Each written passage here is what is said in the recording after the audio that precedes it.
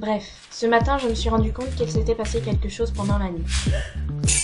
En fait, c'était pas la première fois que ça m'arrivait. Je me souviens de...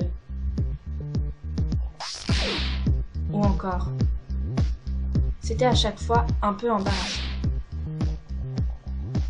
Mais comme cette fois ça faisait mal, j'ai décidé d'aller consulter. Faut que j'aille consulter. Je suis allée voir le docteur Wallace, mon médecin traitant, très intéressé par le sommeil. Enfin, la question du sommeil. Elle m'a dit « Bonjour, comment allez-vous ?» Et puis, elle a vu. Oh my god, qu'est-ce qui s'est passé?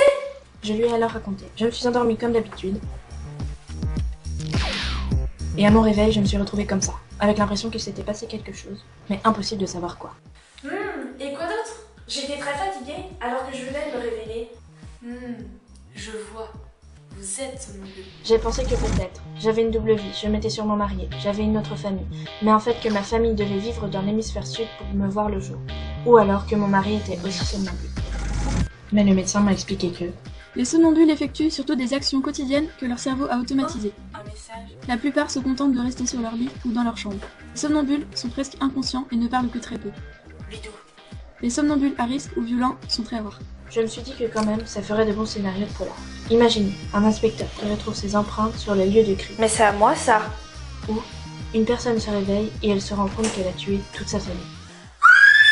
Ça aurait eu du succès, mais ça restait glauque. D'autant plus que je dormais parfois avec mon chien et j'avais pas envie de lui faire du mal. Alors j'ai demandé au docteur ce qu'il se passait exactement dans ma tête. Et là, elle m'a tout expliqué. Votre cerveau s'éveille à moitié dans la phase de sommeil lent profond. Vous souffrez en fait d'un dysfonctionnement électrique au niveau du système thalamocortical. Là, je comprenais pas. Elle a continué. Ça peut venir de causes génétiques, de prise de médicaments, d'une poussée de fièvre, de la consommation de drogue et d'alcool, du stress, d'un manque de sommeil. Finalement, elle m'a dit que je devais juste bien dormir, éviter le stress, ne pas laisser d'objets dangereux dans la chambre et que si ça continuait, je devrais aller voir un psy ou prendre des médocs. Mais bon, on n'en était pas là. Bref, je suis somnambule.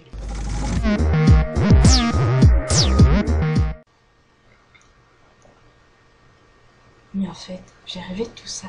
Ah ouais, j'étais en plein sommeil paradoxal et mes neurotransmetteurs... Attends, comment je sais tout ça? Ah oui. J'ai mon oral de TPE demain.